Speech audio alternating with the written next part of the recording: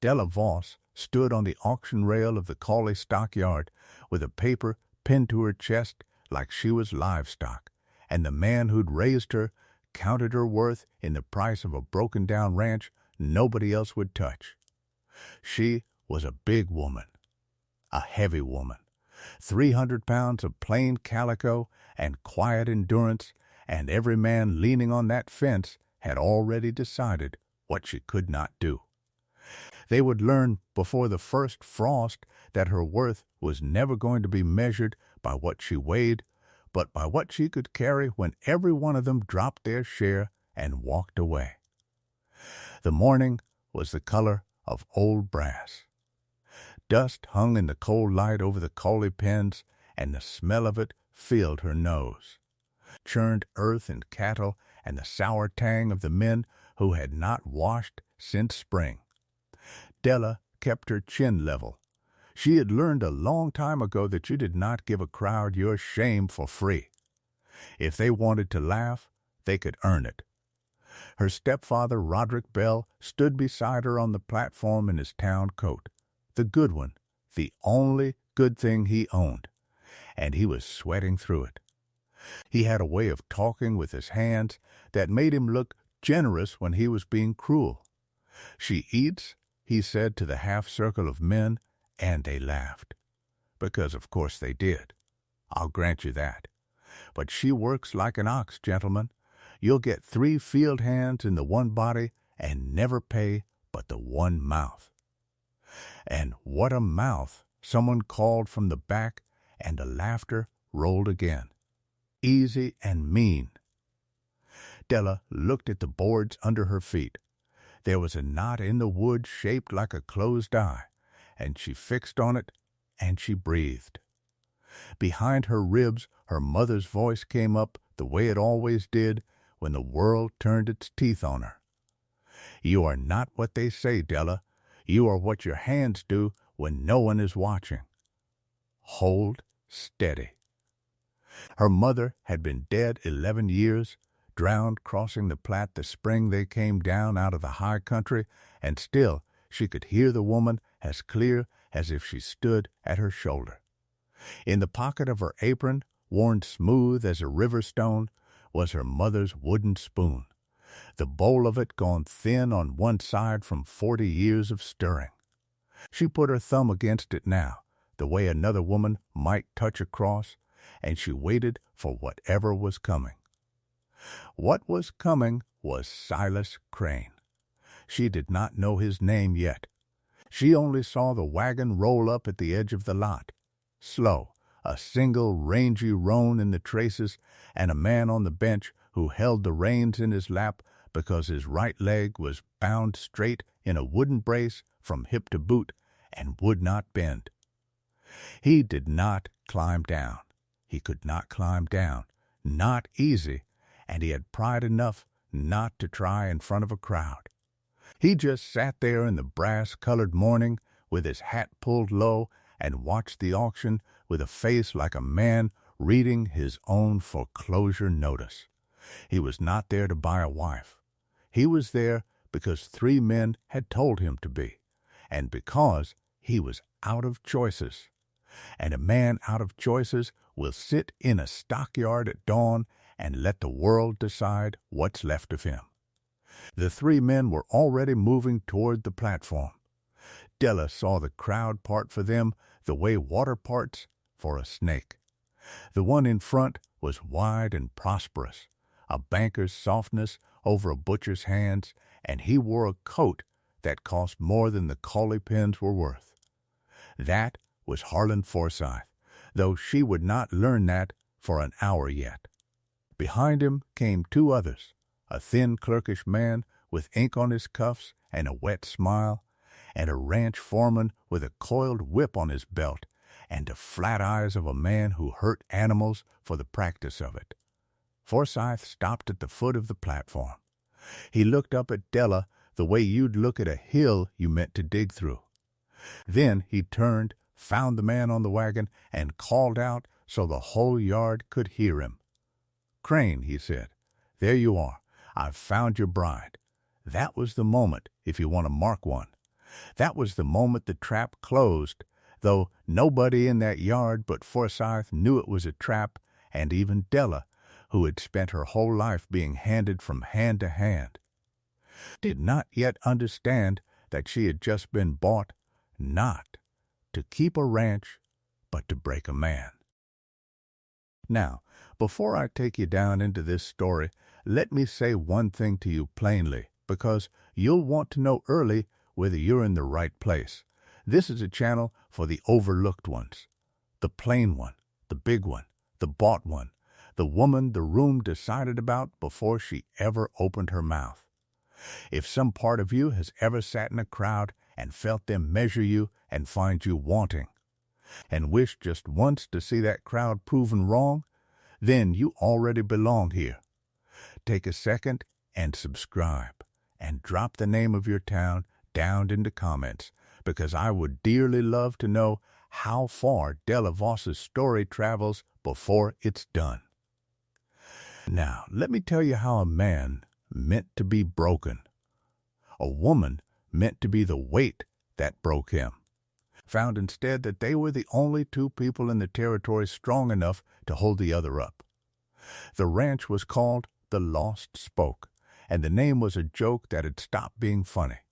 It sat 11 miles north and west of Cawley in a fold of grass country where the Sweetwater ran shallow and cold, and it had been once the finest spread in 3 counties.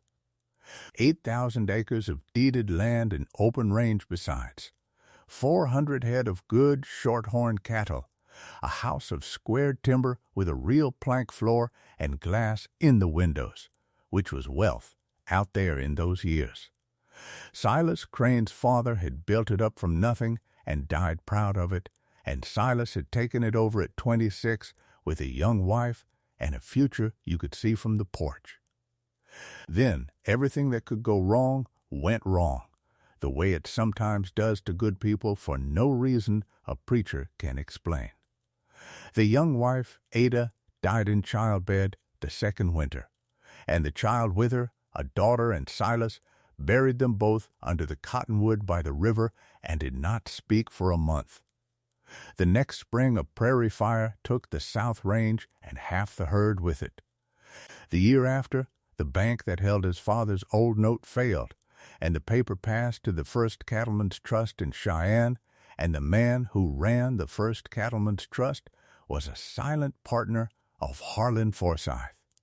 And then, 2 summers back, a green colt Silas had no business breaking alone, threw him into a corner post and rolled, and the leg shattered in 4 places. And the doctor in Cawley said it wrong because he was drunk, and it healed crooked and dead, and Silas Crane went from the strongest man in the county to a man who could not mount his own horse. He could still ride if someone helped him up. He could still rope from the saddle, but he could not work cattle on foot, could not chase strays, could not throw a steer or wrestle a calf or do the 1,000 hard bending things that running 400 head requires, and his hands had drifted away one by one the way hands do when wages come late, until by that brass-colored morning at the Cawley stockyard there was exactly one old man left on the Lost Spoke, a Mexican vaquero named Toms, who was too loyal and too old to leave. And the 2 of them could not hold the place against a hard winter, and everybody knew it, and the hardest of all the people who knew it was Harlan Forsyth. Forsyth wanted the Lost Spoke the way some men want a woman they cannot have. It bordered his own range on the long north side, and it held the only deep ford on the Sweetwater for 15 miles, and whoever owned that ford owned the water, and whoever owned the water owned the country. He had been trying to take it for 3 years, and Silas Crane, who was drowning, would not sell. So Forsyth had moved to a different plan, an uglier and more patient plan. And the plan had a name, and the name was sitting on the auction rail in a calico dress with a wooden spoon in her apron. Here was the shape of it, and you must understand the shape of it to understand everything after. Forsythe held the note now. He had bought it quiet from the Cheyenne Trust, and it was due in full at the end of the year, and Silas could not pay it, and a man who cannot pay a note loses his land, simple as a sum. But Forsythe was a careful man, and he did not want it to look like theft. He wanted Silas to fail in a way the whole county could watch and nod at, so that when the lost spoke fell into his hands, no one would whisper. So he had let it be known gently, through the clerk, with the ink on his cuffs, that the bank might be persuaded to extend the note one more year, might even forgive a part of it, if Silas Crane would do the one thing the county expected of a ruined widower. Take a wife. Show he meant to stay. Show he meant to build.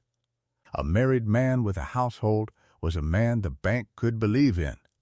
And then Forsythe had picked the wife himself. He had ridden to 3 towns to find her. He wanted a woman no man would want, a woman who would be a burden and not a help, a woman whose very presence in that house would be one more weight on a man already going under. He wanted, in the plain, ugly arithmetic of his heart, the largest and least wanted woman he could buy, a woman he was certain could not work, could not save the place, could only sit by the fire and eat what little there was, and hasten the end. He had found Roderick Bell, who would sell a stepdaughter for the price of a wagon and team, and he had found Della Voss. He thought he was buying a millstone to hang around a drowning man's neck. He had never been more wrong about anything in his life. Della came down off the platform when they told her to. Forsythe paid Roderick Bell in front of everyone, counting the coins slow into the man's open hand, and Roderick Bell did not look at her, not once. Not when he took the money, and not when he turned and walked into the crowd and out of her life forever. She had thought, distantly, that it might hurt more than it did, but you cannot lose what you never had, and she had never had a father, only a man who married her mother for a strong back and got 2 when the bargain was struck. She walked across the lot to the wagon with her one carpet bag in her hand, everything she owned in the world, a second dress and a Bible and a tin of needles and her mother's recipe card folded inside the front cover of the Bible, the ink so faded you had to know the words to read them, and the spoon. Always the spoon. The man on the wagon bench watched her come. Up close he was younger than the gray at his temples suggested, maybe 35, with a face that had been handsome before grief and pain went to work on it, and was something better than handsome now, something carved. His eyes were the flat gray of river ice, and they moved over her once, top to bottom, the way every pair of eyes had moved over her that morning. And she braced for whatever he'd say. He surprised her. He didn't say any of the things she expected. "Can you cook?" he asked. His voice was low and rough from not being used. "Yes," she said. "Then that's more than I can do." He shifted the reins. "Climb up, the steps high. Take your time." It was a small thing. It was nothing. But he had said, "Take your time, not hurry up, not don't break the axle," and in 11 years no man had once told Della Voss to take her time.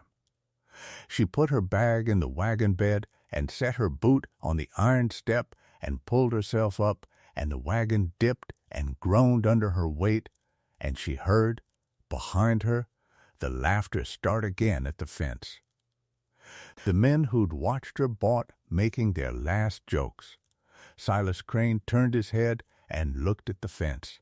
He did not say anything. He just looked with those river ice eyes until the laughter died, one mouth at a time, the way a fire dies when you cut off its air. Then he clucked to the roan, and they rolled out of the Cawley stockyard into the cold, bright morning. And Della Voss left the last of the people who had owned her standing in the dust behind. They rode a long way without speaking. The country opened up around them, miles of pale grass running to blue hills, the sky enormous and clean, and Della, who had spent her life in towns and stockyards and the close, mean rooms of other people's houses, felt something in her chest she did not have a name for. The land did not care what she weighed. The wind did not laugh. A hawk hung over the grass and dropped and came up with something in its feet and went on about its business, and the business of the world rolled forward and did not measure her at all. "You'll have heard things about the place," Silas said at last when the sun was high. "Most of them are true. It's failing. The note comes due at the new year, and I can't pay it. And the man who holds it is the man who paid your stepfather this morning." He said it flat, no self-pity in it, a man laying out the truth of a thing so there'd be no surprise later. "He didn't buy you for me. He bought you against me. He thinks you'll be the last straw." He glanced at her, and there was something in the glance that was almost an apology. "I'd not blame you for hating me by spring." Della looked out at the running grass. She thought about the closed-eye knot in the boards, and her mother's voice, and the long line of people who had decided what she was before she could show them. "I've been the last straw before," she said. "Mr. Crane, I've been the thing that broke the camel's back and the thing the camel forgot it carried. I've been a millstone and a burden and a mouth too many." She turned and looked at him then, full and level, and he had the grace not to look away. "I don't intend to be any of those things on your place. I intend to be the reason it stands. You can believe that or not.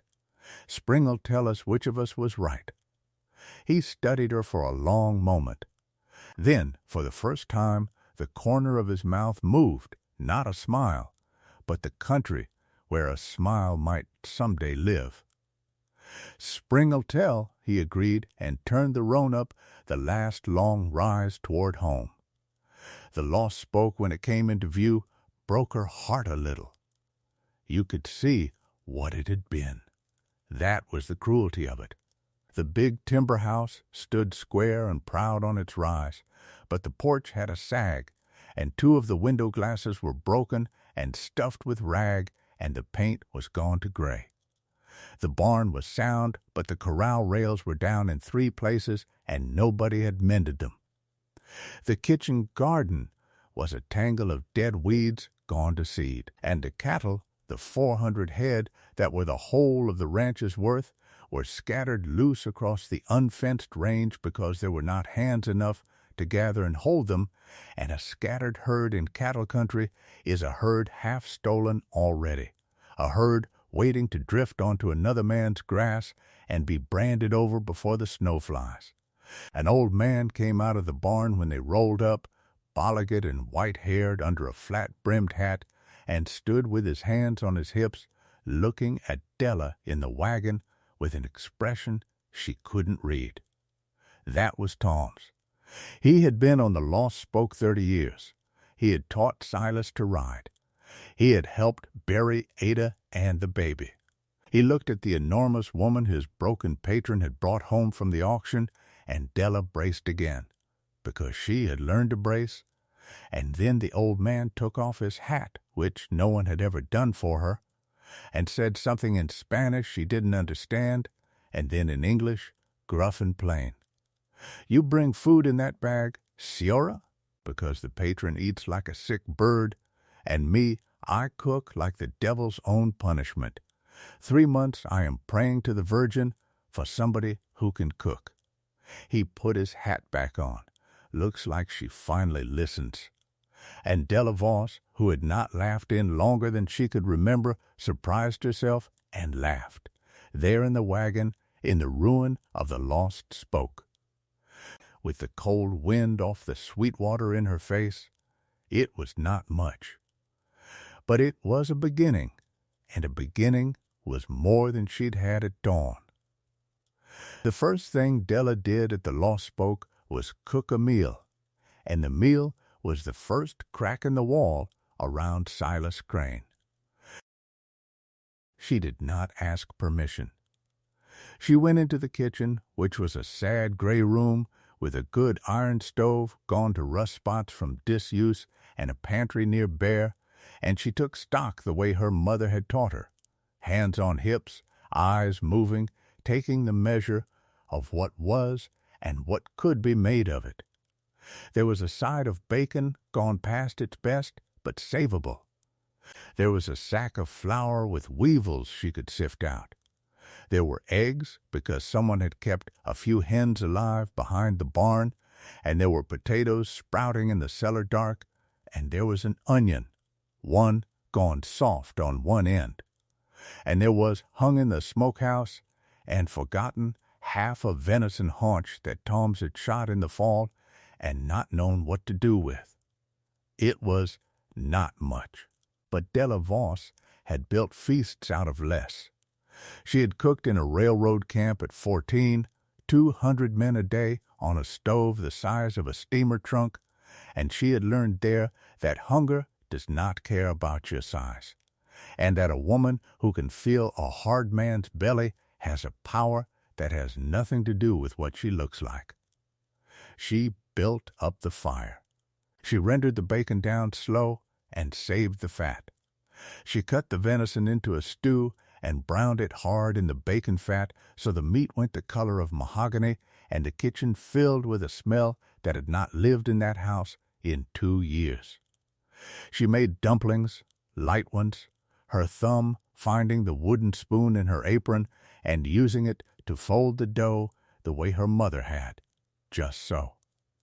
No more handling than the dough could bear. She found dried apples in a crock and made them into a deep dish with a lid of biscuit, and she set bread to rise, though there'd be none ready till morning, because a kitchen with bread rising in it is a home, and a kitchen without is a barracks, and she meant to make this a home, whether the man wanted one or not. When she carried it to the table that evening, the venison stew and the dumplings and the apple dish steaming, Silas Crane sat very still and looked at the food the way a man looks at a thing he is afraid to hope is real. He had not eaten a proper meal since Ada died.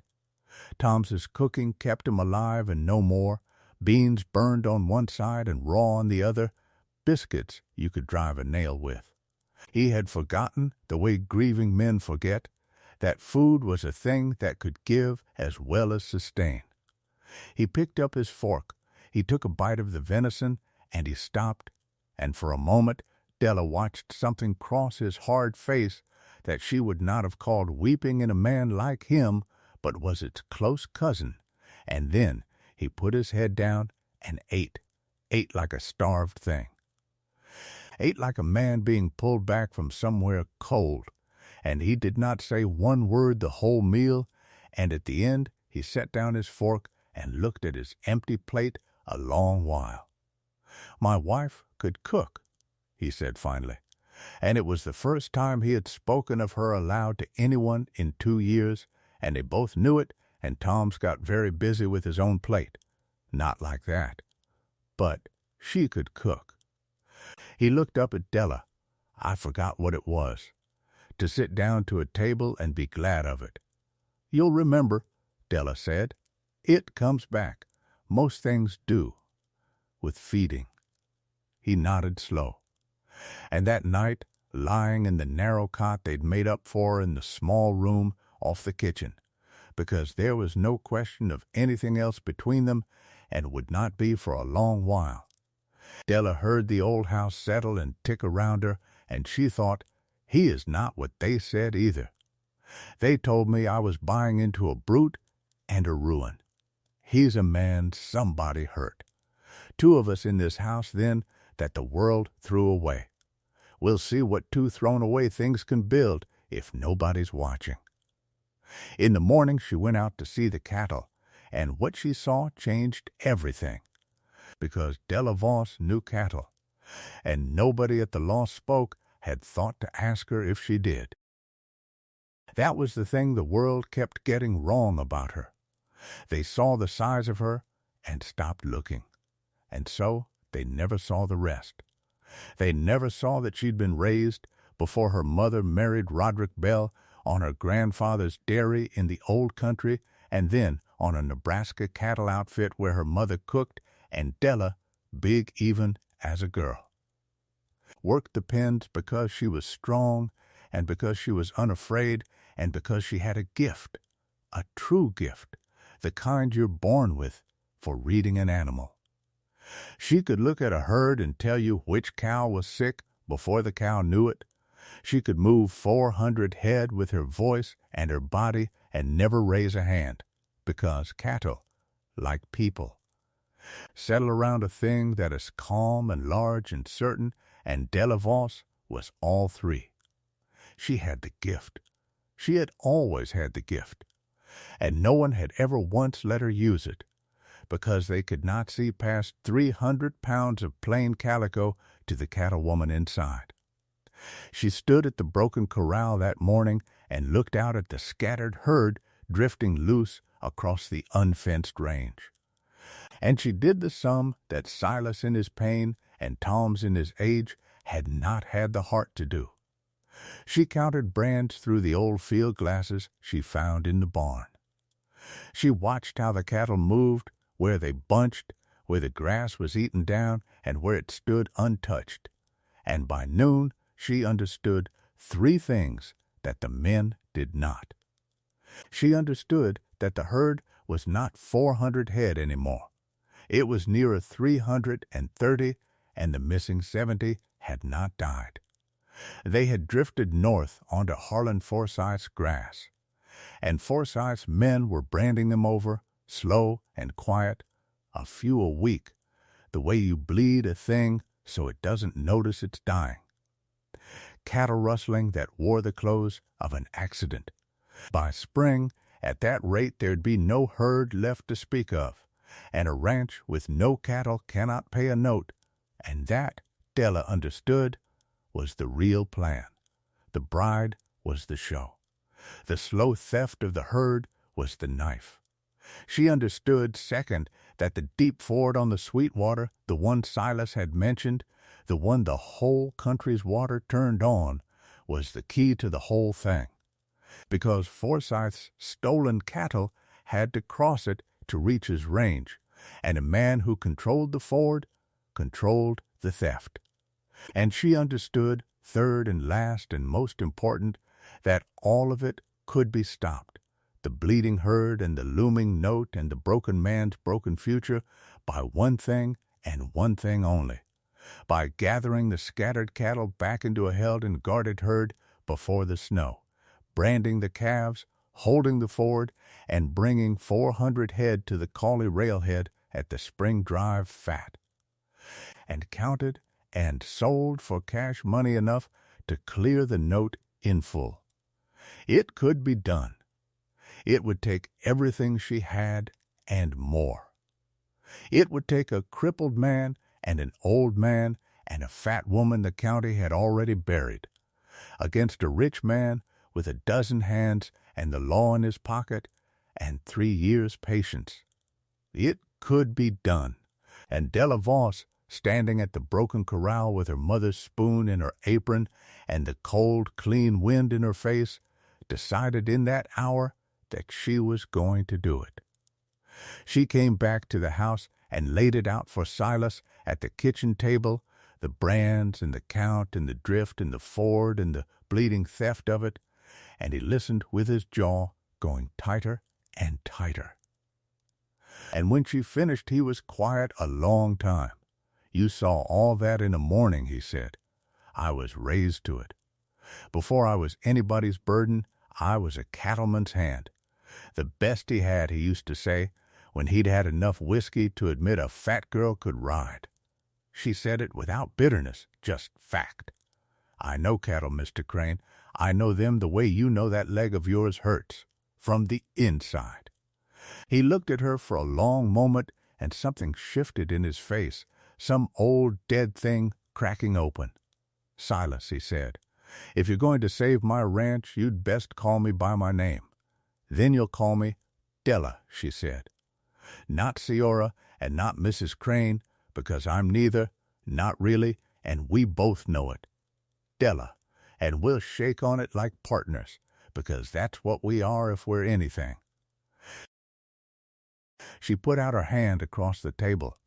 It was a big hand, strong, scarred across the knuckles from a life of work. He looked at it.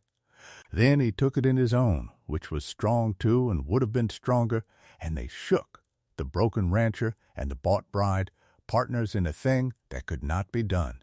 And outside the cold wind came down off the hills, and the scattered cattle drifted on the open grass, and 11 miles south in his fine house, Harlan Forsythe drank his coffee and was very pleased with himself.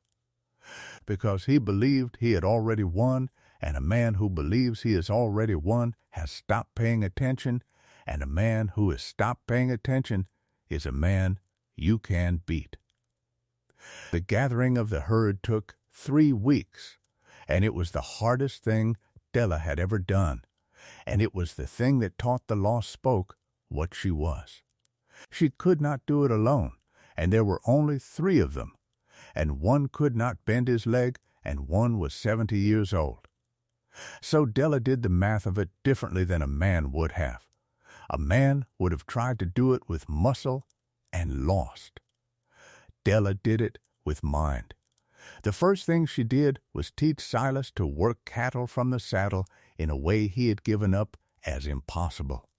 He had been a roper and a wrestler and a rider of green horses, all the things his leg had stolen, and he had decided that a man who could not get down and work on foot could not work cattle at all, and he had been wrong, and Della showed him he was wrong.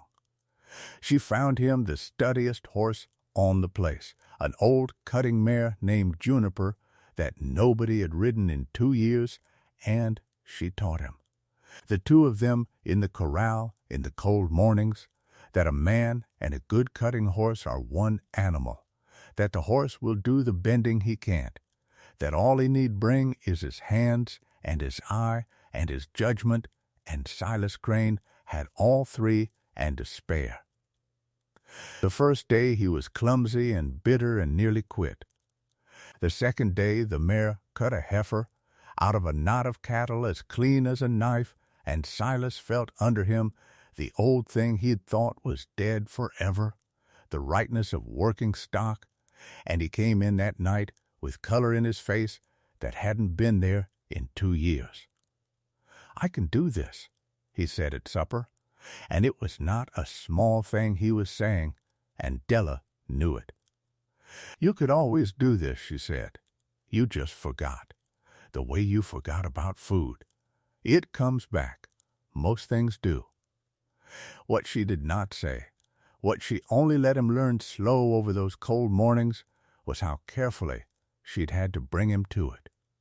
She had watched him 2 whole days before she said a word about the mare, watched the way his shame at his own body had grown into a cage around him, the way a man who has been the strongest in the county and is suddenly the weakest will sometimes choose to do nothing rather than be seen doing a thing poorly.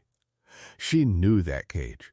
She'd lived in a cage like it her whole life, the cage of being looked at, and she knew there was only one key to it, which was to be handed a thing you could not fail at, and then, having not failed, to remember that you were more than the thing the world had decided you were. So she had not pitied him, and she had not pushed him. She had simply saddled the old mare one morning and led her to the corral and said, plain as weather, that she needed a second rider who could cut cattle, and that he was the only one on the place who knew how, and would he teach her? Because she'd never learned it proper. And Silas, who would not have ridden to spare his own pride, rode to spare hers, to teach her, not knowing she could cut a cow from a herd as well as any man alive. And by the time he understood, she'd tricked him into healing, he was already healed, already up on the mare, already remembering. And he had looked at her across the corral with the cattle milling between them and known exactly what she'd done, and had not been able to decide whether to be angry or to love her for it, and had settled, in the end, on the second. The second thing she did was hire help, and she did it in a way no one expected, and it became the talk of 3 counties. She could not pay wages. There was no money. But Della knew something about the country that Forsyth, in his fine house, had forgotten. Because he had never been poor, she knew there were people out there as thrown away as she was, and that a thrown-away person will work like a demon for the one who gives them a place to stand. She rode into Cawley on the wagon, alone, which scandalized the town, a woman driving herself, and she went not to the respectable streets, but to the camp by the rail spur, where the men nobody would hire lived rough. A one-armed man who'd lost the arm in the war and couldn't get a day's work for the lack of it. A pair of black brothers, freedmen up from Texas, who could outride any man in the county and were turned away from every outfit for the color of them. A boy of 15, an orphan, half-starved, with quick hands and frightened eyes. A Shoshone man named Quiet Bear, who knew that country better than any white man alive and whom no white outfit would take.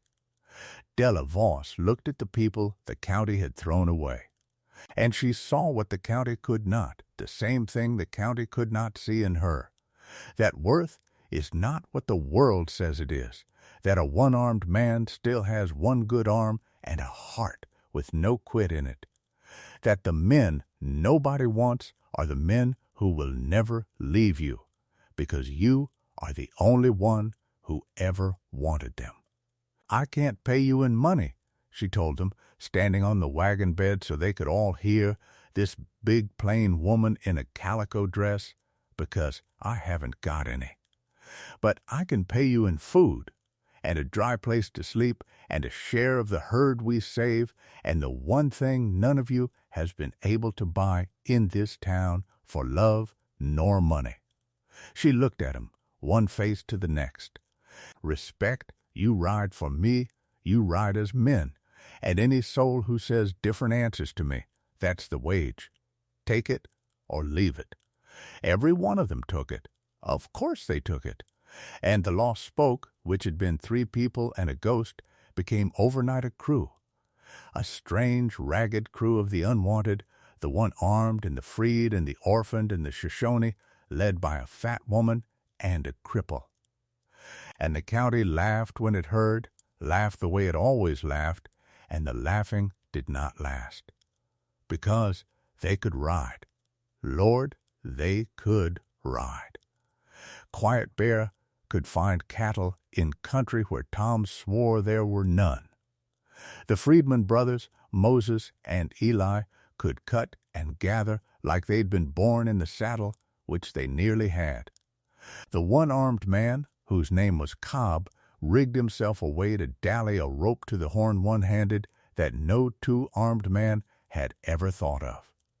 And the boy, Tom, who'd come to them a frightened starveling, fed twice a day on Della's cooking, and treated like a person for the first time in his life, bloomed into a hand so eager and quick that Tom's took to him like a grandson. 3 weeks. Riding from dark to dark. Della in the saddle as much as any of them, on a big boned draft-cross mare named Bess that could carry her all day, and here's the thing the county had bet against and lost, Della Voss could ride. She rode heavy and she rode slow, but she rode all day, and never tired and never complained, and more than that, she could read the herd like no one else, calling the gathers. Knowing which way the cattle would break before they broke, sending the riders where the strays would be. She was the brain of the gather, and her crew was the body, and 3 weeks of hard riding brought the herd home. 331 head gathered off the open range and held now in a bunched and guarded herd on the home pasture below the house, with riders watching them day and night in shifts.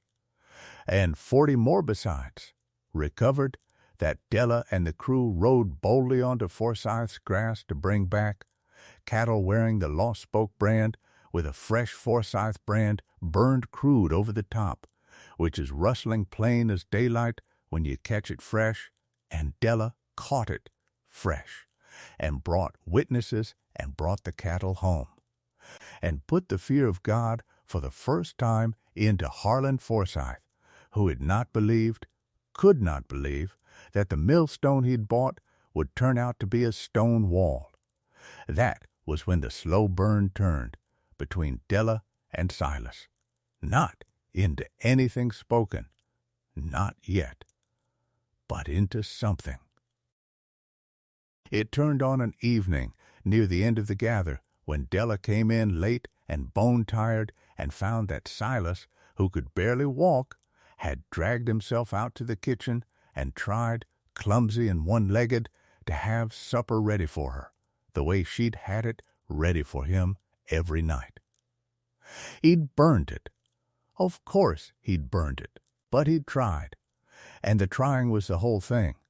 The broken man hauling himself across a kitchen on a dead leg to feed the woman who was saving his life, and Della stood in the doorway and looked at the burned supper, and the man leaning on the table, breathing hard from the pain of it, and something in her chest that had been shut for 11 years came open all at once.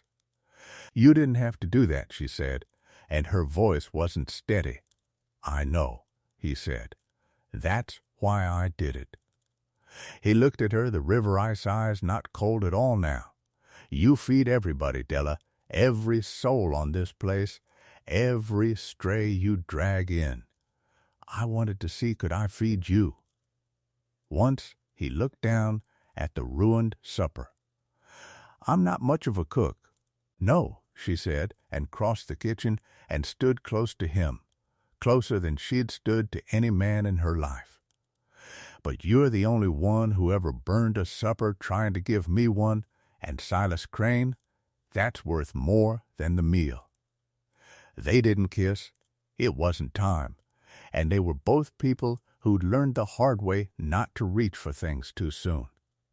But they stood close in the warm kitchen with the burned supper between them and the herd bawling soft in the dark outside, and they both knew, the way you know weather coming, that something had started that wasn't going to stop. Harlan Forsyth came to call the next week, and the calling was a declaration of war dressed as a courtesy. He came in a fine buggy with the clerk beside him, the thin one with ink on his cuffs, whose name was Pruitt, and the foreman with the whip riding behind, and he came in the middle of the afternoon when he knew Silas would be in the house and the crew out with the herd. He had heard by then what was happening at the Lost Spoke.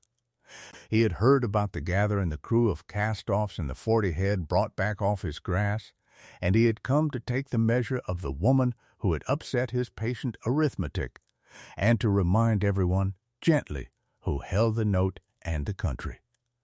Della met him on the porch. She did not ask him in. She stood in the doorway with her hands folded over her apron, the wooden spoon a hard line beneath the cloth, and she looked down at Harlan Forsyth in his fine coat the way she'd been looked at her whole life, top to bottom, taking his measure, finding him wanting, and Forsyth did not like it one bit, to be weighed by a woman he'd bought to be a burden. "Mrs. Crane," he said, tipping his hat with a courtesy that was an insult. "Or do you go by that? I confess I never thought to ask. I'm the man who arranged your happy match." "I know who you are," Della said. "You're the man who paid for me, hoping I'd be the death of this place. I expect you've heard by now I'm going to be the saving of it instead." She said it pleasantly, like remarking on the weather. "Did you want coffee, Mr. Forsyth, Or did you only come to look at the thing that's spoiling your plan?" The foreman's hand went to his whip. Forsythe stopped him with a small motion. He was smiling, but it had gone thin. "You've a sharp tongue for a woman in your position," he said. "Let me be plain with you, since you favor plain talk. That note comes due the last day of December. The full sum, in cash, on the barrelhead. You won't make it. No one in this county believes you'll make it, and I'll tell you a secret, Mrs. Crane, I've made certain of it. So when the new year comes and the note's not paid, the lost spoke is mine, every acre and every cow and the Ford too, and the cripple in there is turned out on the road. And you go back to whatever auction block I bought you off of." He leaned forward in the buggy. "I'd think hard, a woman like you, about which side of this you want to be on come January. There might be a place for a good cook in my house. Smaller appetite required. It was meant to wound. It was meant to remind her what she was. And Della Voss, who had been wounded by experts her whole life and had grown a hide that the likes of Harlan Forsythe could not cut, only smiled. "I'll bring 400 head to the Cawley railhead at the Spring Drive, Mr. Forsythe," she said, "fat and counted and sold. And I'll walk into the bank with the cash in a flour sack and lay your note down on the counter and watch your face while I do it. That's the side of this I'm on." She stepped back into the doorway. "Now get off this porch. You bought me. You didn't buy the right to stand on Crane land and threaten Crane people. Go home." And here is a thing about courage, the real kind, the quiet kind that lives in unexpected bodies. It is contagious. Behind Della in the dim of the house, Silas Crane had hauled himself up out of his chair and crossed to the door on his bad leg, and he stood now at Della's shoulder and beside him. Drawn by the buggy stood Tom's, and out at the edge of the yard the crew had ridden in silent, Cobb and Moses and Eli and Quiet Bear and the boy Tom, all of them sitting their horses and looking down at Harlan Forsythe, the unwanted of the county arrayed behind the woman the county had thrown away, and Forsythe, for the first time in 3 years, felt the cold finger of doubt. He went home. But he did not give up. Men like Harlan Forsythe do not give up, they go quiet. And quiet is when they're most dangerous, and Della knew it, and she set a double watch on the herd and the Ford that night, and slept with one ear open the way she'd slept her whole life. The trouble came. When it came. At the worst possible time, which is the only time trouble ever comes. It was a night in early December, the first hard cold of the winter, the kind of night the cattle bunch tight and a careless rider lets his guard down, because surely no one would be out in such cold. And that, of course, was exactly when Forsythe's men came. They came to scatter the herd. That was the plan, a good ugly plan. Drive the bunch cattle off in the dark and the cold. Scatter them to the four winds across the open range, so that all the gathering would be undone in a single night, and there'd be no holding them again before the note came due. They came a dozen strong, with the whip foreman leading, and they hit the herd from the north, meaning to stampede it south and away, and they would have done it. They nearly did do it, except for two things they had not counted on. The first was Quiet Bear, who was on watch, and who heard them coming a half-mile off in the still cold air the way no white man could have, and who got to the house in time to wake the place. And the second was Della. If you've ridden this far into Della Voss's story, into the cold and the dark of it, then stay with me now and take a moment to subscribe, because what happens next is the part I've been waiting to tell you. The night this big plain woman the whole county had buried rode out into a December stampede to save everything. and showed them all, once and for all, exactly what she was made of. She came out of the house, pulling on a coat, and she did not waste a breath on fear. She had been bracing her whole life. Bracing was easy. This was just one more thing to stand against. She got Bess saddled with Tom's help, and she swung up heavy into the dark. And she did the thing that no one, not Forsythe, not the foreman, not even Silas, would have believed a woman her size could do. She rode into the front of a stampeding herd. You have to understand what that is to understand her. A stampede is death, plain death. 800,000 pounds of panicked beef running blind in the dark, and a rider who goes down in front of it is not found whole. The only way to turn a stampede is to ride alongside the leaders and then cut across the front of them, hard, forcing the head of the herd to bend, turning the run into a circle, milling them until the panic burns out. It is the most dangerous work in all of cattle ranching, and it is done by the bravest and the best. And Della Voss, 300 pounds on a draft mare in the black December cold, did it. She got Bess up alongside the running leaders, the cattle a torrent of horn and hoof in the dark beside her, the ground shaking, and she did not flinch and she did not slow, and she drove Bess across the front of them, screaming, swinging her coat, a great looming shape of woman and horse the lead cattle had to turn from, and they turned, and the herd bent behind them, and bent more. And Della rode the front of that turning like the rim of a wheel, around and around, tighter and tighter, until 800,000 pounds of running death wound down into a milling, lowing, stopped and saved herd. And the thieves who'd started it sat their horses on the dark hill above and could not believe what they'd just watched a fat woman do. She'd saved the herd. Single-handed, in the dark, she'd saved it. And the crew came up behind her, and they ran Forsythe's men off the Lost Spoke at the point of whatever they had, and by morning the herd was bunched and held and counted, and not one head lost, and the foreman went home to Forsythe with a story that, when he told it, made his employer go white and silent, because Harlan Forsythe finally understood. That morning that he had not bought a millstone. He had bought the one person in the territory who could beat him. The midpoint of this story, the hinge on which all of it turns, came not in the saddle, but at the kitchen table on a quiet Snowdon afternoon over a box of old papers, and it was Della Voss, who could read more than cattle, who found it. She had asked Silas, after the stampede, to show her everything, every paper to do with the ranch and the note and the debt, because she had learned long ago that a fight you can win with your hands, you can win sure with your head. And she did not trust Harlan Forsythe to fight fair on paper any more than he'd fought fair in the dark.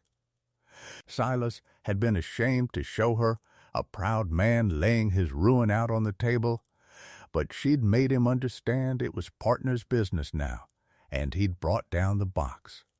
It was a sad box. The deed to the Lost Spoke, the original, in his father's name and signed over to Silas, clean and good. The tax receipts. And the note. The terrible note, the loan his father had taken from the old failed bank, passed now to Forsythe. $11,000 due the last day of December. The sum that was going to take everything. Della read slow. She had been taught her letters by a mother who'd been a school teacher in the old country before she married down, and she read everything, every line, every figure. And when she came to the note itself, the actual paper of the debt, she went still and read it again and a third time, and then she sat back, and the look on her face made Silas put down his coffee. "What?" he said. "What is it?" "Silas," she said slowly, "when did your father take this loan?" 1879, the spring before he died. He needed it for the new stock. Why? And he signed it himself. This signature here, that's his hand? Silas leaned over and looked. That's his hand. I'd know it anywhere. Why, Della? What's wrong? Nothing's wrong with the signature. She put her finger on the figure, the principal sum written out in the bank's clerk hand. It's the amount that's wrong. And the interest. And the term. She looked up at him, and her gray-blue eyes were bright and hard the way they'd been on the dark hill above the milling herd. Silas, your father borrowed $6,000. It says so right here in his own hand, in the body of the note, 6,000 written out plain. But the sum at the bottom, the sum that's been carried forward and compounded all these years, the sum Forsythe's calling due, that's 11,000. Somebody changed it. Somebody, somewhere between the old bank failing and the paper landing in Forsythe's hand, altered this note. Added a 5 before the thousands on the carry line, and never touched the body. Because nobody ever reads the body of a note once it's made. They just read the figure that's due. She tapped the paper. This is forgery, Silas. This whole debt is built on a forged figure. You don't owe Harlan Forsythe $11,000. You owe 6, less everything your father already paid before he died, and I'd bet my mother's spoon that with the payments counted, you owe him scarcely 4. 4,000, not 11. We can make 4,000 at the spring drive easy. Easy. Her voice shook now. Not with fear, but with a fury that had no bottom to it. He didn't just try to steal your ranch.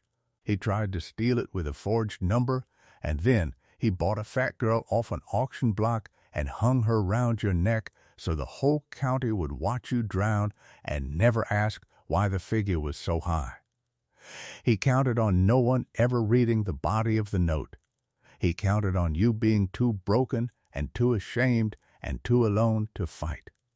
She set the paper down, gentle, like it was something precious. Because it was. It was their whole salvation, and it had been in the box the whole time. He didn't count on me. The silence in the kitchen after that was the loudest silence of the whole winter. Silas Crane looked at the woman across his table, the woman a cruel man had bought to be the weight that drowned him. And what he felt was so large he could not at first find any word for it. She had saved his herd in the dark. Now she had found, in an afternoon, with nothing but her mother's schooling and her own clear eye, the buried lie at the bottom of his ruin, the thing that lawyers and bankers and his own grieving self had never once seen, because they had all looked at the figure and never read the words. She had turned his certain death into a fight he could win. "Della," he said, and his voice was not steady at all. "How is it nobody ever saw what you are?" "Because they never looked," she said simply. "It's all right, Silas, I'm used to it. You stop expecting people to look after a while. You just go on doing the work and let them think what they like. And once in a great while you find yourself somewhere." She looked around the warm kitchen, the snow at the window, the man at the table, somewhere a person finally looks. And then it's worth it. All of it. Every year of nobody looking is worth it for the one place a person finally does. He reached across the table and took her hand. The big scarred hand that had turned a stampede and found a forgery and stirred 100 meals, and he held it in both of his, and he did not let go, and neither of them said anything else, because there was nothing else that needed saying. The snow came down soft on the lost spoke. The forged note lay on the table between them, the lie laid bare. And the whole story turned, in that quiet hour, from a story about how a good man was going to lose everything into a story about how two thrown-away people were going to take it all back. But knowing a thing and proving it are two different countries, and the road between them ran straight through Harlan Forsyth, and he was not going to let them cross it easy. The proving of the forgery was a thing that had to be done carefully, and Della was a careful woman. She knew that if they simply marched into Cawley waving the note and crying forgery, Forsyth would have the upper hand. He was rich and respected and a pillar of the bank, and they were a cripple and a bought woman and a crew of cast-offs, and the word of such people against the word of Harlan Forsyth was no word at all in that county in those years. She knew, too, that the moment Forsyth understood they'd found the alteration, he would move to destroy the evidence, and a note that has been burned cannot be proven forged. So she did three things, quiet and quick, in the deep of that winter. First, she had the note copied. She rode to Cawley and sat in the back of the church through a long, cold Sunday, and afterward asked the minister, the one man in town who owed Forsyth nothing and feared God more than money, to witness with his own eyes and his own signature that the body of the note said 6,000 and the carry line said 11, and to make a true copy and keep it locked in the church safe.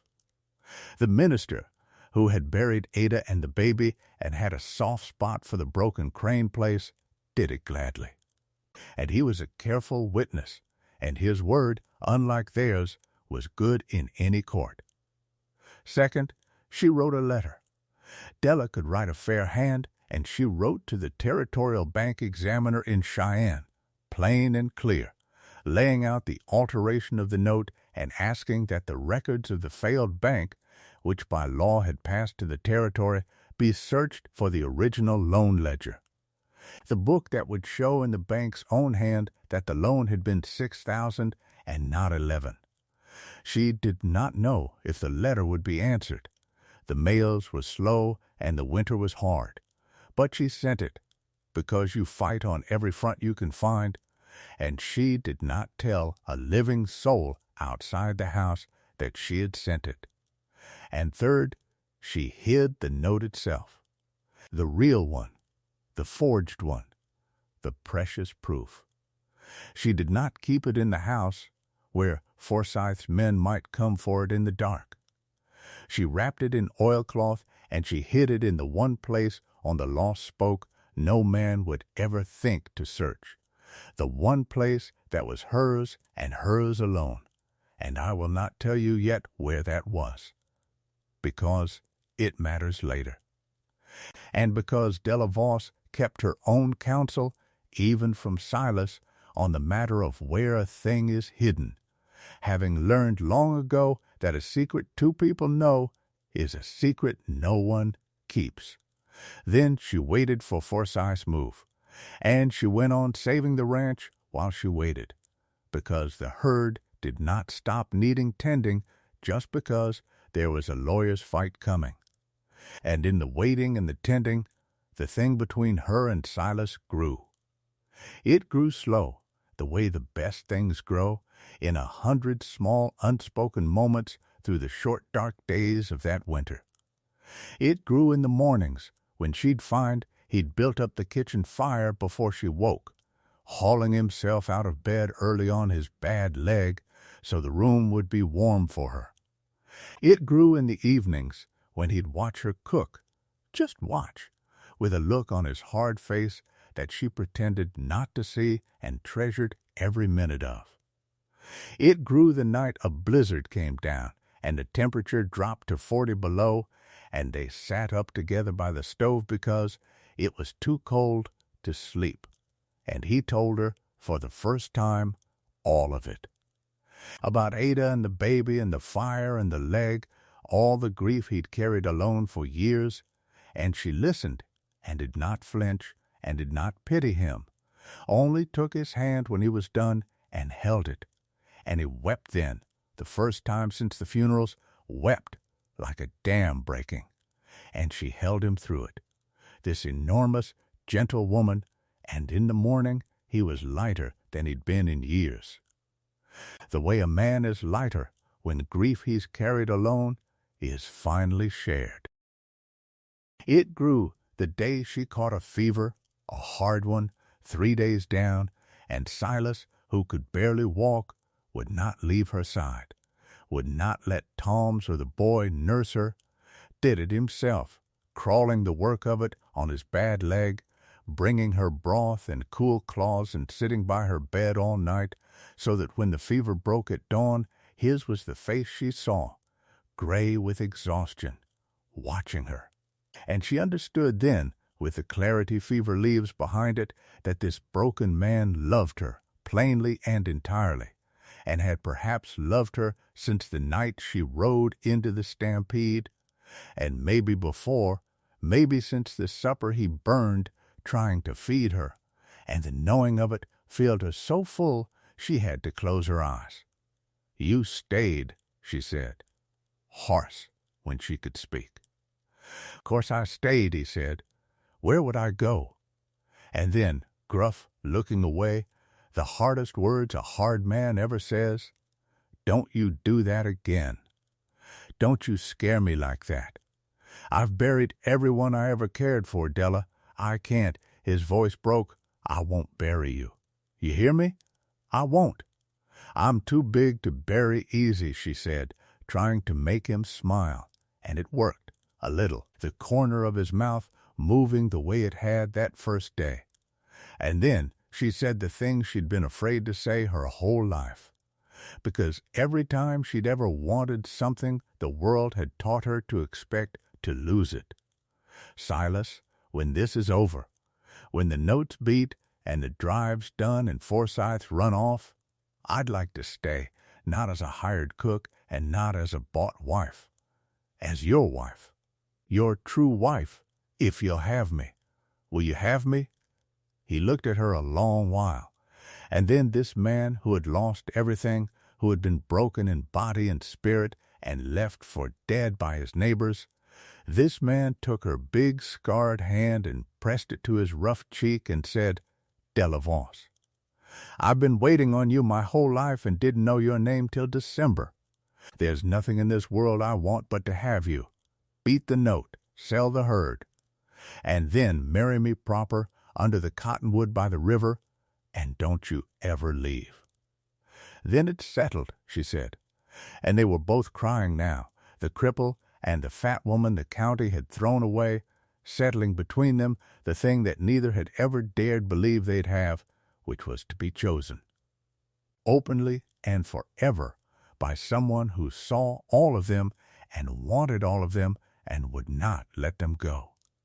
But the winter was not done with them, and neither was Harlan Forsyth.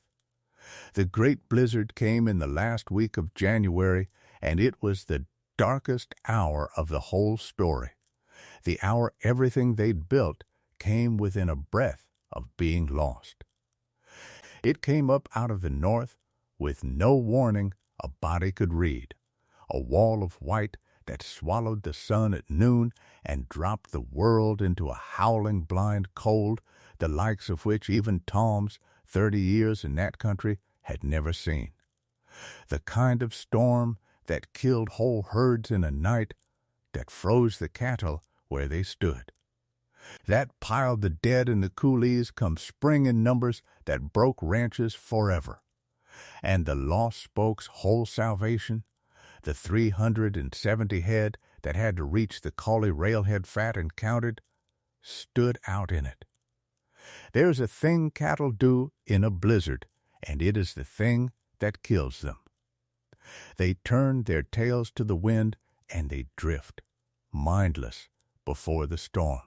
And they will drift for 30 miles if nothing stops them, drift until they pile up against a fence or a cut bank or a frozen river and smother and freeze in a heap, and there is no stopping a drifting herd in a blizzard. No man can do it. The cold alone will kill any rider who tries. Della knew all this. She had seen it once, as a girl, the spring after a bad winter. the dead cattle stacked like cordwood, and she had never forgotten. And so when the white wall came down over the Lost Spoke that noon, Della Voss did not panic, and she did not despair. She did the thing that the best cattle people do, which is to think faster than the storm. The herd could not be held in the open, but it did not have to be, because Della, in the long, careful weeks of the gather, had walked every foot of that ranch, and she knew something the country had forgotten, that the deep fold of land along the sweet water below the house, the very fold where the deep ford lay, was sheltered on the north by a high cut-bank and a thick stand of old cottonwoods. A natural windbreak a half-mile long, the one place on the whole spread where a herd could ride out a north blizzard alive.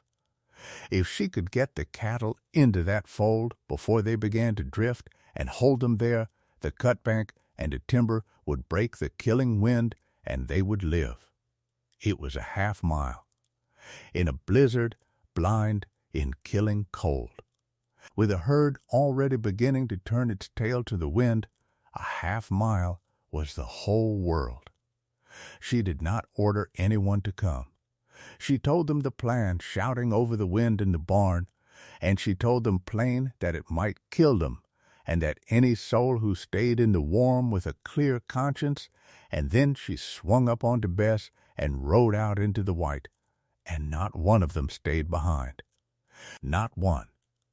Silas got himself up onto Juniper with the boy's help and rode out behind her, useless leg and all, because he would not let her ride into death alone. Tom's rode. Cobb rode, one arm and all.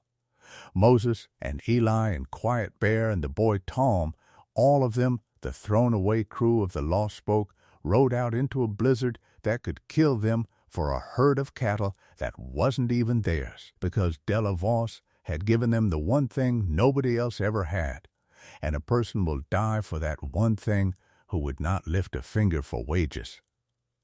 What followed was 4 hours that none of them ever spoke of after without going quiet. 4 hours of blind, brutal work in a cold that froze the breath in their scarves to ice and the lashes to their cheeks.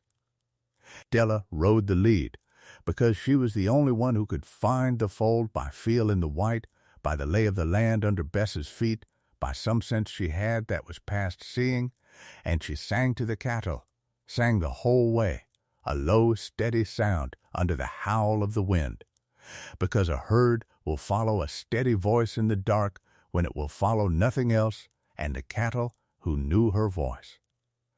Who trusted her, who had been gathered and turned and tended by that voice all winter, came to it. They came to her. 370 head of frightened cattle came to the sound of one fat woman singing in a blizzard, and she led them, step by blind step, off the killing flat and down into the sheltered fold by the river, and the crew rode the flanks and held them from drifting. And one by one, and then in a great pouring stream, the herd came down into the windbreak, where the cutbank and the old cottonwoods broke the worst of the cold, and there they bunched and stood and lived. They lost 6 head, 6 out of 370 in a storm that took whole herds, and they did not lose a single soul of the crew. Though Cobb lost the tips of 2 fingers to the frost, and the boy Tom would feel that cold in his bones the rest of his life, and Silas came in frozen near to death, and Della had to thaw him by the stove for an hour before he stopped shaking. But they lived, all of them, and the herd lived, because a woman the county had bought to be a burden had walked every foot of that ground in the autumn and remembered, when it mattered, where the shelter was. That was the night the crew stopped being hired men and became something more. That was the night the legend of the Lost Spoke began. The story that would be told in 3 counties for 40 years after the night the big woman sang a herd through a blizzard. And it traveled. stories like that travel. By the time the snow melted, every soul in that country had heard how Della Voss saved the crane herd in the great storm, and the laughing, which had never quite died, died now for good. And in its place came a thing the county had never once offered her: respect. But Harlan Forsythe did not respect her. He feared her, which is a different and uglier thing, and a feared man backed into a corner is the most dangerous animal there is, and Forsythe, watching his patient 3-year plan come apart in the hands of a woman he'd bought to be its instrument, did the thing that cornered, ugly men do. He stopped being patient. He stopped being clever. And he reached at last for the one move he'd been holding back, the move that nearly ended everything. He came for the proof. He had learned, somehow, the way rich men learn things, with money in the right hands, that the Cranes claimed the note was forged. Maybe the minister talked, though I don't think he did. Maybe it was the clerk Pruitt, who had a conscience that troubled him after enough whiskey. Maybe Forsythe simply guessed, the way a guilty man guesses what'll catch him. However he learned it, and he understood at once that if the forged note could be proven forged, he was not just beaten, he was ruined, because forgery of a banknote was a hanging or prison matter. And the careful, respectable Harlan Forsythe would go from the richest man in the county to a convict in a striped suit. He could not allow the note to be proven. He had to have it, and he had to burn it. And so, on a black night in February, while the thaw dripped from the eaves and the family slept, Harlan Forsythe's men came to the Lost Spoke a second time. Not to scatter the herd now, but to search the house, and to burn it if they could not find what they came for. They did not find it. And here is where Della's careful secret saved them all. For the note was not in the house. It had never been in the house, not one night since she'd found the forgery. Della had wrapped it in oilcloth and carried it, that first snowed-in week, out to the smokehouse, and from there to the place that was hers alone.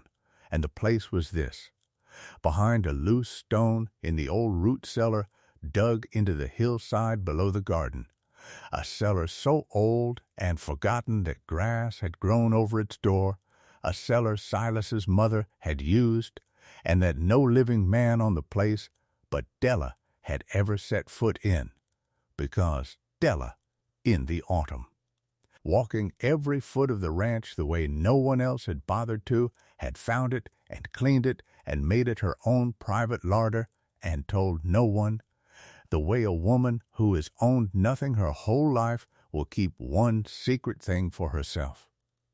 The forged note lay behind a loose stone in a cellar no man knew existed, under a hill, under the grass. And Harlan Forsythe's men could have torn the house to splinters and never found it, and that night they tried, and they did not find it, but they did set the fire. When they'd searched the house top to bottom by lantern light and turned up nothing, the whip foreman, who was a cruel man and a stupid one, decided to burn the place anyway, out of spite and to cover the search. Reasoning that a burned house tells no tales, he fired the kitchen. And it was the boy Tom, sleeping light the way the once-starved always sleep, who woke and smelled the smoke and screamed the house awake. What happened next was fast and terrible, and it was Della, again Della, who turned it. The kitchen was already going, the dry old timber catching like tinder. And Silas could not run, and Tom's was slow, and the smoke was filling the house, and a lesser woman, a smaller woman, the burden the county had imagined, would have fled and saved herself. Della did not flee.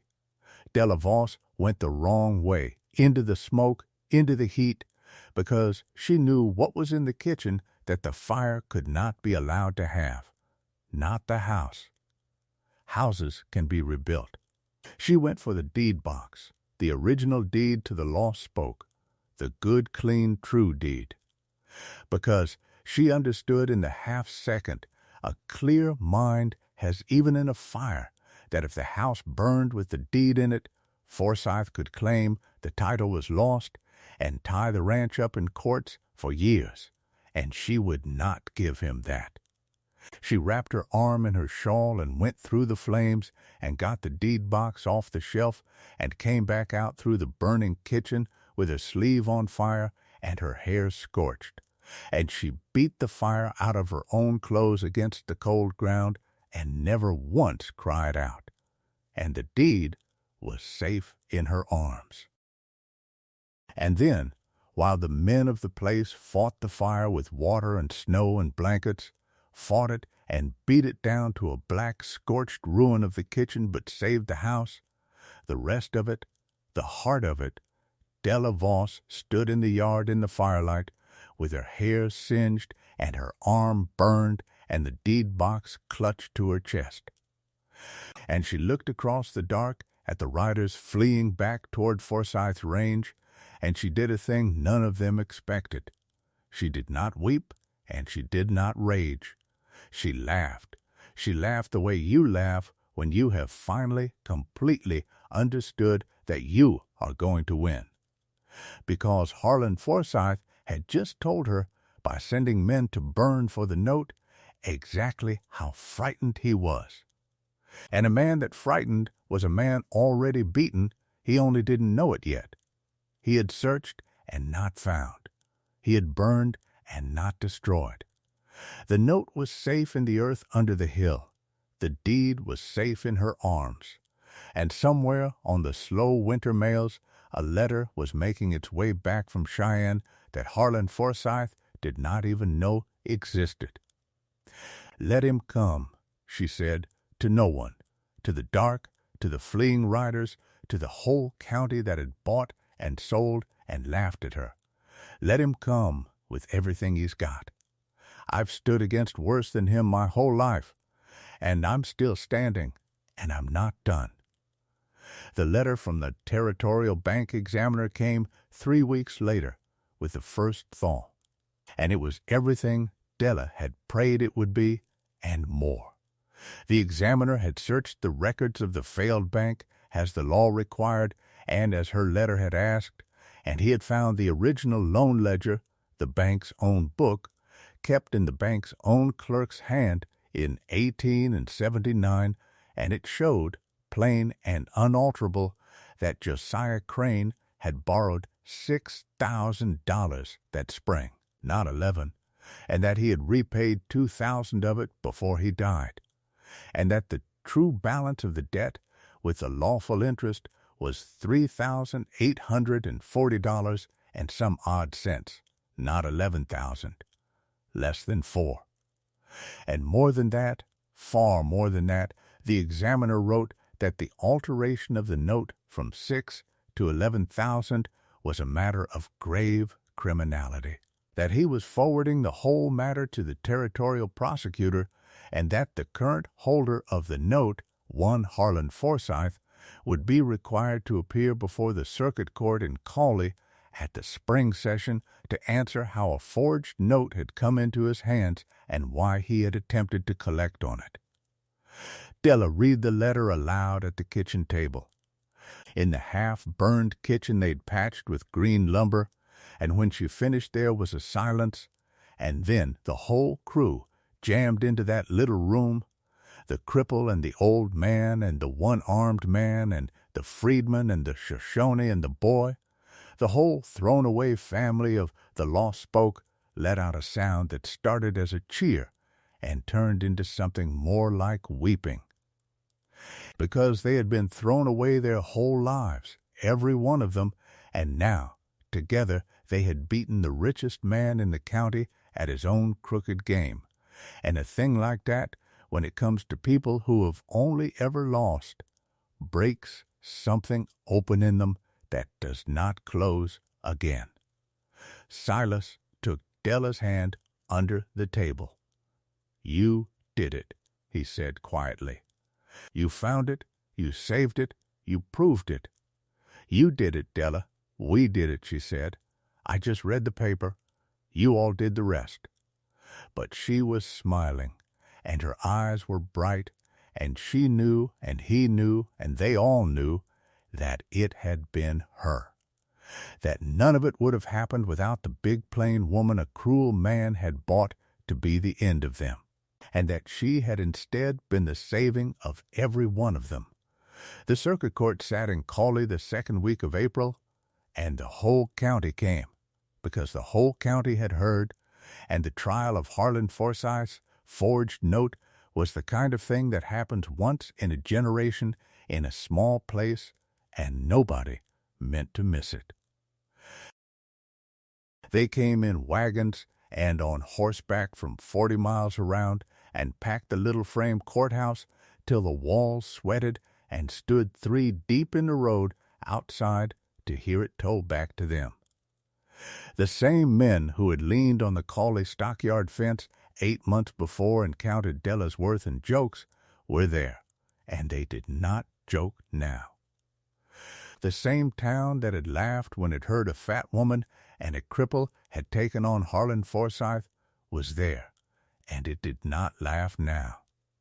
They had heard about the blizzard and the stampede and the fire, and they had come, half of them, not to see Forsythe fall, but to see her, the woman the stories were about, and when Della Voss walked into that courthouse, broad and plain in her good blue dress with her mother's spoon in her pocket and her burned arm still bandaged and her head up and level, a silence went through that packed room that was not the silence of mockery.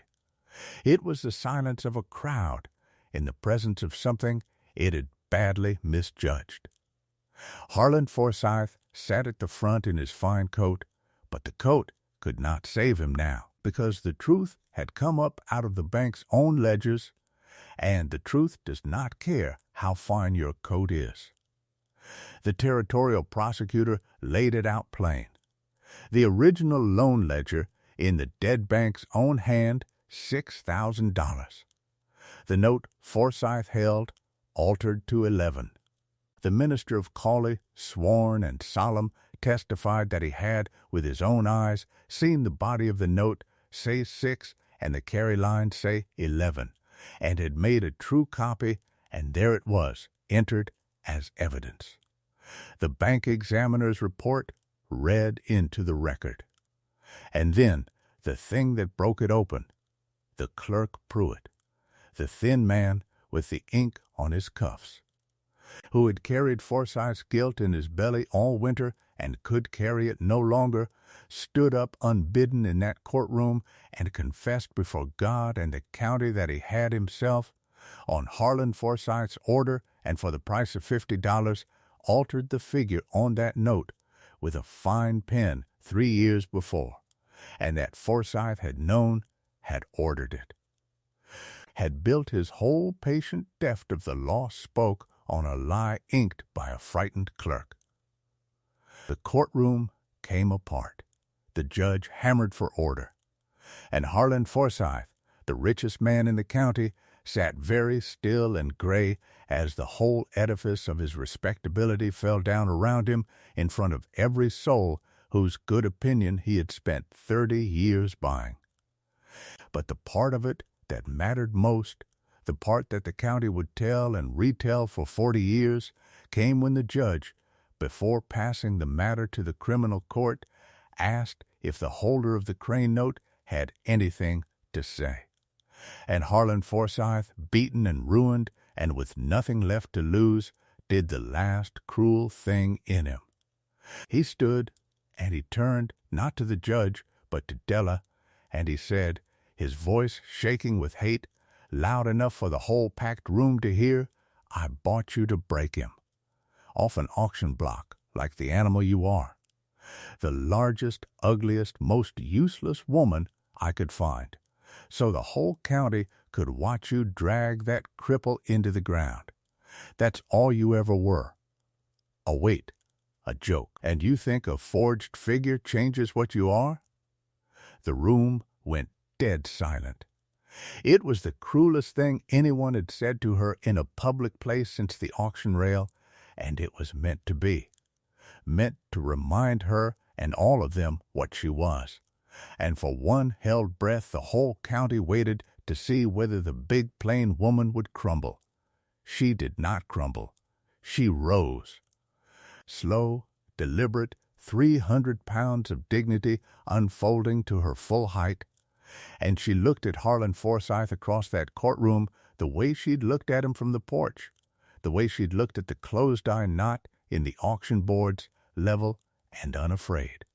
And when she spoke, her voice was quiet, and it carried to every corner of that silent room. "You bought me to break him," she said, "and instead I saved his herd in a stampede, and I led it through the great blizzard alive, and I carried his deed out of a fire your men set, and I found the lie at the bottom of your crooked note that a dozen lawyers and bankers never saw, because they all did exactly what you did, Mr. Forsythe. They looked at the size of me and stopped looking. You thought you were buying a weight." She let it hang there a moment in front of the whole county that had thought the same. "You were buying the one person who could see what none of you could be bothered to. You called me useless. I rebuilt a ruined ranch with my 2 hands and a crew of people you'd have spat on. You called me a joke. I'm the only one in this room who's leaving it with her name clean, and the difference between you and me, Harlan Forsythe, was never my size or your money. It was that you measured everyone by what they looked like. And you were wrong about every single one of us, and it cost you everything." She picked up her bag. "I don't hate you. You're not worth the hate. I just want you to remember every day of whatever's left to you that the woman you bought to break a man saved him instead, and saved a ranch, and saved a whole crew of cast-offs, and beat you, and never once raised her voice doing it. Now I've got a herd to drive to market and a wedding to plan, and I'll not waste another minute of my life on you." And she walked out of that courthouse through a crowd that parted before her, and as she passed, a thing happened that had never happened to Della Voss in all her days. The county began to clap.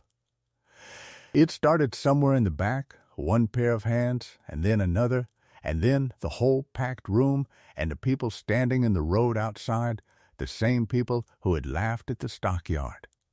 All of them on their feet now, clapping for the big plain woman walking out into the spring sunlight with her head up, and Della Voss, who had braced for mockery her whole life, walked out into applause, and could not, for the life of her, keep the tears off her face, and did not try. The spring drive was the easy part, after everything, though no cattle drive is ever truly easy. The court set the true debt at $3,840, the lawful balance, and gave the Cranes to the 1st of June to pay it, which was nothing now, a small thing, a thing a saved herd could cover 3 times over. And Harlan Forsythe was bound over for trial on the forgery, and his name was mud in 3 counties.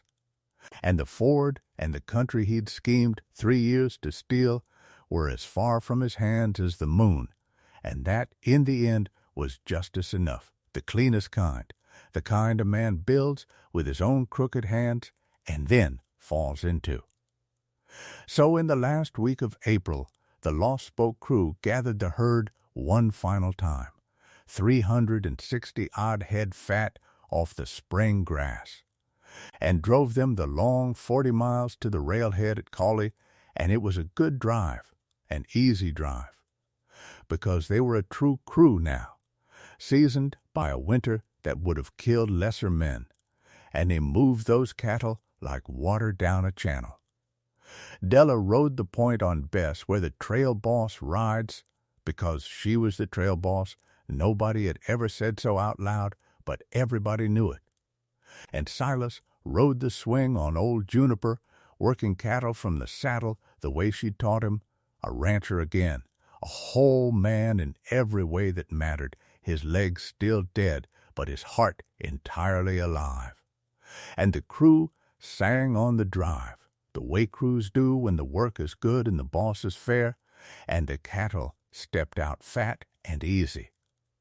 And the spring country rolled by green and gold under a sky washed clean by winter, and Della Voss, riding the point of a herd she'd saved twice over, was as near to perfectly happy as she had ever been in her life.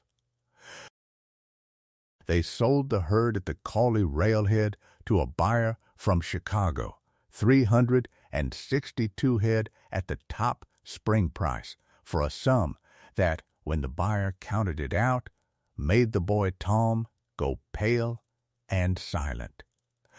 Cash money, more cash money than any of them had ever seen in one place. Enough to clear the debt 4 times over and rebuild the burned kitchen and mend every fence and restock for next year and have plenty left besides. And Della had Silas count it twice, to be sure. And then she did the thing she'd promised Harlan Forsythe she would do, back on that cold porch in the autumn, though Forsythe himself was not there to see it, which was somehow better. She walked into the First Cattleman's Bank in Cawley, the bank that had held the crooked note, with a flour sack in her 2 hands, and she walked up to the counter in front of half the town who'd come to watch, and she set the flour sack down on the polished wood with a heavy, soft thump, and she opened it, and she counted out, slow, in front of everyone, $3,840 and the odd cents, the full and lawful and true debt of the lost spoke, and she laid the bills down, 1 stack at a time. And when she was done, she straightened up and looked the bank manager in the eye and said, plain and clear so the whole room could hear it, the Crane note, paid, in full. I'll have the paper marked satisfied, and I'll have it in my hand before I leave this building, and I'll have it witnessed. She smiled not unkindly at the manager, who had been one of Forsythe's men once, and had lately discovered he had never thought much of Forsythe at all. My mother used to say a debt's not dead till you've got the paper that says so. So we'll have the paper. She got the paper, marked satisfied, signed, witnessed, dated the 3rd day of May, 1882. The lost spoke was clear, free and clear, owned outright, every acre and every cow in the deep ford on the Sweetwater that the whole country's water turned on, owned by Silas Crane and, before long, by his wife, with not a dollar owed to any soul on earth.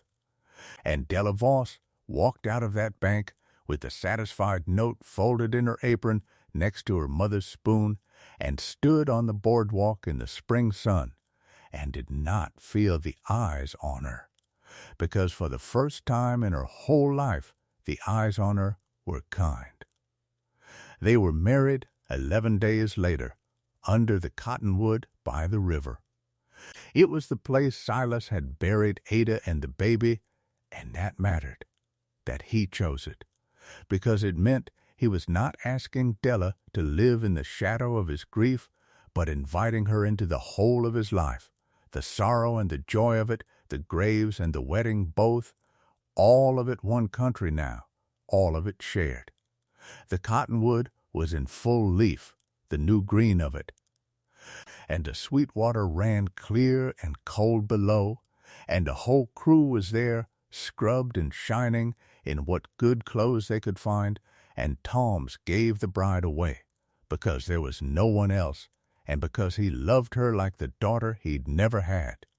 And the minister of Cawley, the careful, honest man who'd witnessed the note and helped beat it, came out to do the marrying for free, and said it was the gladdest wedding he'd stood up at in 20 years of preaching. Della wore blue, her good blue dress, the cool blue that had always been her color, and a blue ribbon in her hair that Silas had bought her in town, and she carried wildflowers the boy Tom had picked, and she had never in her life felt beautiful before that morning.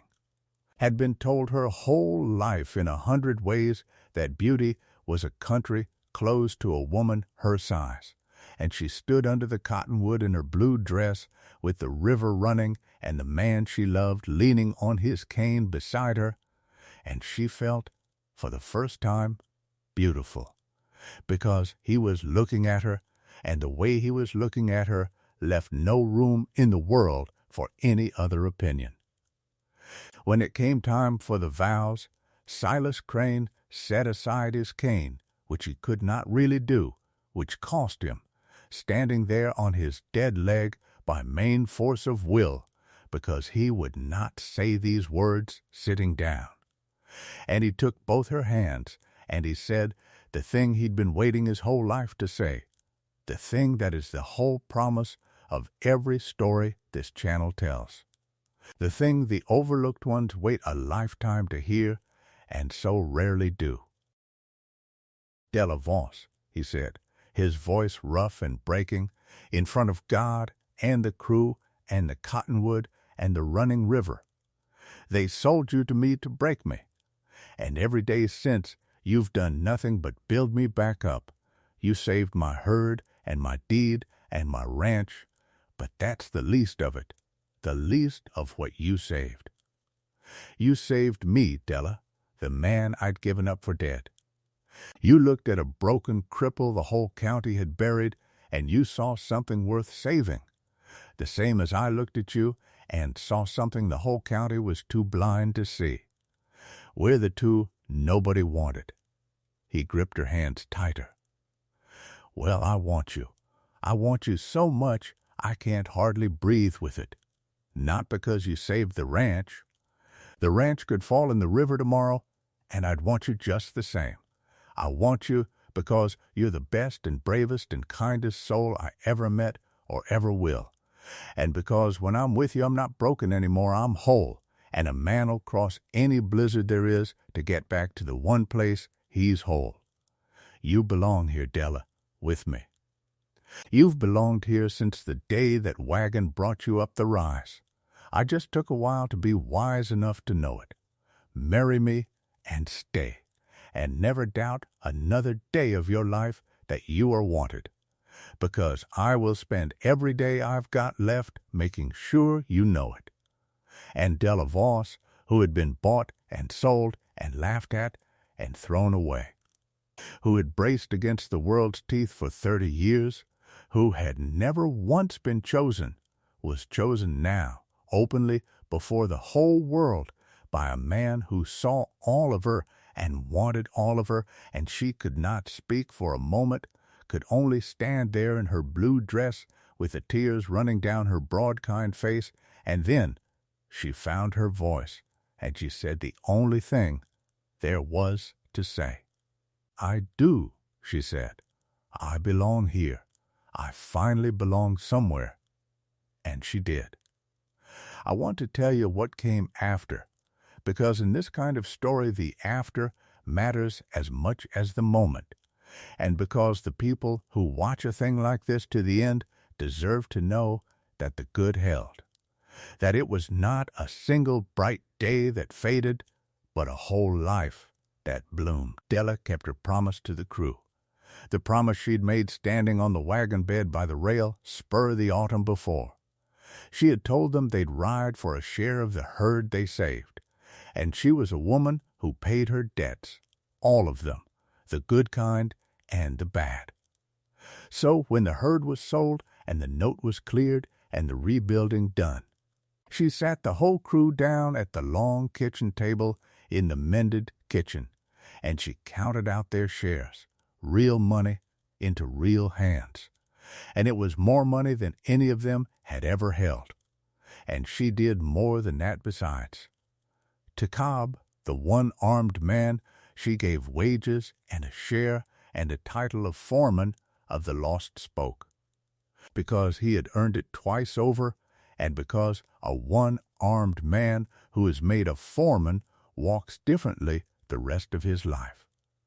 To Moses and Eli, the freedmen brothers who'd been turned away from every outfit in the county for the color of their skin, she and Silas deeded over a quarter section of the Lost Spoke's 8,000 acres, good grass land along the South Range, their own land, deeded in their own names, which was a thing almost unheard of in that time and place. And Moses cried when he understood it, this hard, proud man who could outride any soul in the county, cried because, for the first time in his life, a piece of America was his, and no one could take it. To Quiet Bear, who wanted no land and no wages he could not carry. She gave a string of good horses and an open door and a standing offer of work and welcome for as long as he wanted it, and Quiet Bear came and went for years after, always welcome, the truest friend the place had. And to the boy Tom, the orphan, the half-starved, frightened child, who'd grown into a hand any outfit would be proud of. Silas and Della gave the thing he needed most and it never had, which was a family. They took him in, plain and simple, raised him as their own, and Tom Crane, as he came to be called, grew up tall and strong and kind on the Lost Spoke, and stood best man at his own wedding 20 years on, with Silas's hand on his shoulder and Della weeping in the front row. And there is a whole other story in that, but it is not this one. And Tom's, old Tom's, who had stayed when everyone else left, who had taken off his hat for Della in the wagon that first day when no one ever had, lived out his years in the warm heart of the family he'd kept faith with, and when he died, an old man, full of years and surrounded by people who loved him, they buried him under the cottonwood by the river with Ada and the baby and in time. With others in the small green plot that was the Lost Spoke's own, and Della kept flowers on all the graves, every one, the whole rest of her life. The ranch came back. Of course it came back. With the note cleared and the country secured and the deep ford held, and most of all with Della Voss running it, for she ran it, make no mistake. She was the head and the heart of the Lost Spoke for 40 years. The herd grew, and the grass grew, and the place became once more what it had been in old Josiah Crane's day, the finest spread in 3 counties, and finer, because it was run now not by one proud man alone, but by a true partnership, a husband and a wife who had each been thrown away and had found in each other the thing that made them whole. They had children in time, 3 of them, 2 girls and a boy, big, healthy children with their mother's clear eyes and their father's stubborn jaw, and the children grew up on a ranch where nobody was ever measured by their size or their color or their birth, where the only currency was what your hands could do and how you treated the soul beside you. Because that was the law Della Voss laid down and never once broke. And Harlan Forsythe? He went to the territorial prison for the forgery, 3 years of it, and when he came out he was old and broken and poor, his fine coat long gone, his range sold off to pay his lawyers, and he lived out his days in a rented room in Cawley. And the county that had bought his good opinion for 30 years would not give him the time of day, and that, in the end, was his whole punishment, to live small and forgotten in the very town where he'd once been the biggest man, and to know that the woman he'd called useless and ugly and a joke owned the finest ranch in the country and was beloved of every soul in it. He saw her once, years on the street in Cawley, the prosperous Mrs. Crane, in her good blue dress with her children around her, and she saw him, the ruined old man in the doorway, and she did not gloat, and she did not cut him, and she did not say one word. She only looked at him, level and calm the way she'd looked at him from the porch and from the auction rail and across the courtroom. And then she nodded to him, once the way you'd nod to a stranger, and walked on with her children, and that nod, that small mercy from the woman he'd tried to destroy, was the hardest thing he ever had to carry, and he carried it to his grave. The mocking father, Roderick Bell, who'd sold her off the auction rail for the price of a wagon and team, Della never saw again, and never tried to, and never wasted a single hour of her happy life thinking of. He had sold the best thing he ever had charge of for the price of a wagon, and that was loss enough she did not need to add to it.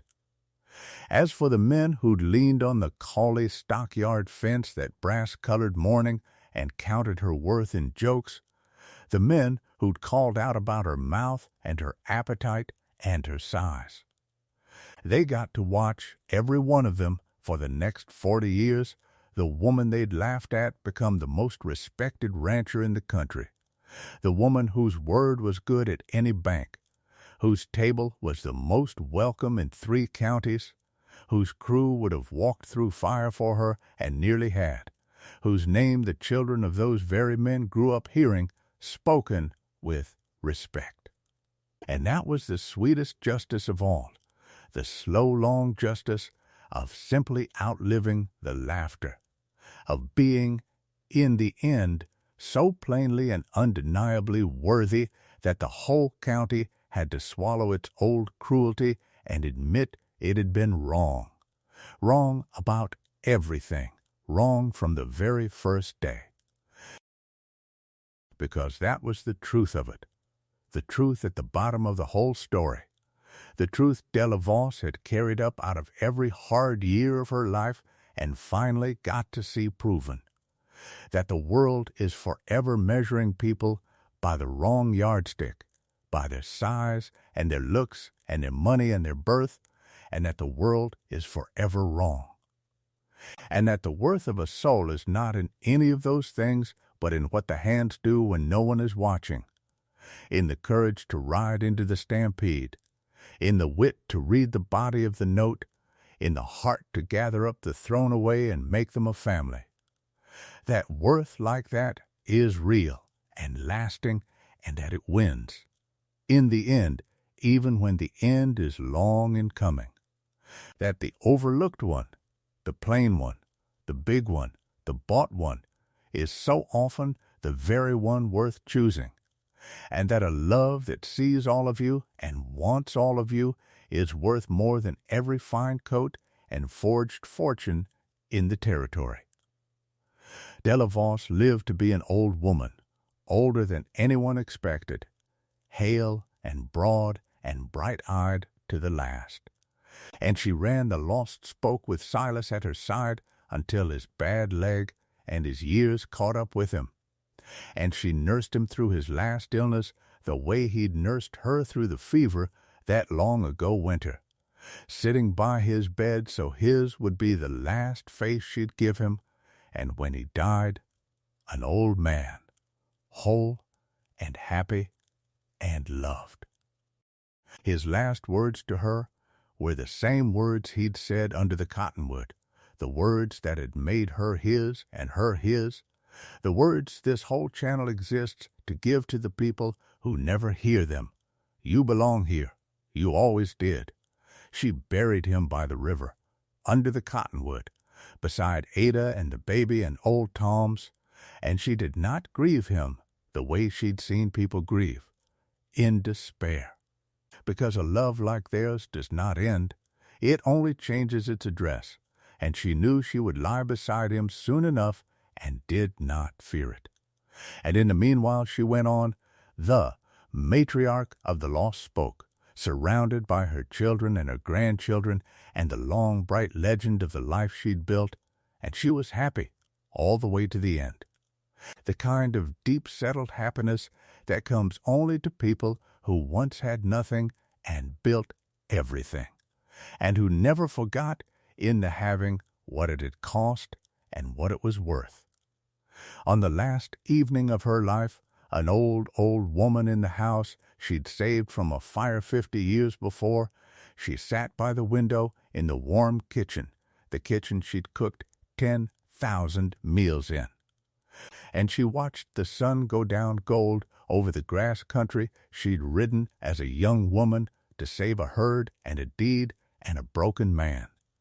And her hands, the big, strong, scarred hands that had turned to stampede and carried a deed through fire, and counted a flour sack of cash onto a banker's counter, lay quiet now in her lap, and in them, worn smooth as a river stone. The bowl of it gone thin on one side from 100 years of stirring was her mother's wooden spoon. She had carried it onto the auction rail. She had folded dumplings with it the first night she broke a hard man's heart with a good meal. She had touched it for courage on the cold porch facing Forsyth, and carried it into the courtroom and tucked a satisfied note beside it, and stirred 50 years of family suppers with it, and now, at the end, she held it in her two old hands and ran her thumb over the thin, worn place the way she had as a girl, and she heard, the way she'd always heard, her mother's voice come up out of the long ago. "You are not what they say, Della. You are what your hands do when no one is watching." "I know, Mama," she said softly, to the empty golden kitchen, to the spoon, to the whole long, brave life behind her. "I know it now. I always knew it." It just took the world a while to catch up, and she smiled and closed her eyes, and the sun went down gold over the Lost Spoke, over the finest ranch in 3 counties, over the graves by the river and the herd on the grass, and the home that a thrown-away woman had built out of nothing but her own 2 hands and her own good heart. And the wooden spoon lay quiet in her lap, and the wind came down off the hills the way it had the first day. The wind that did not laugh, that had never laughed, that knew, the way the land had always known, exactly what Della Vos was worth. She was worth everything. She always had been. And in the end, at long last, the whole world knew it too.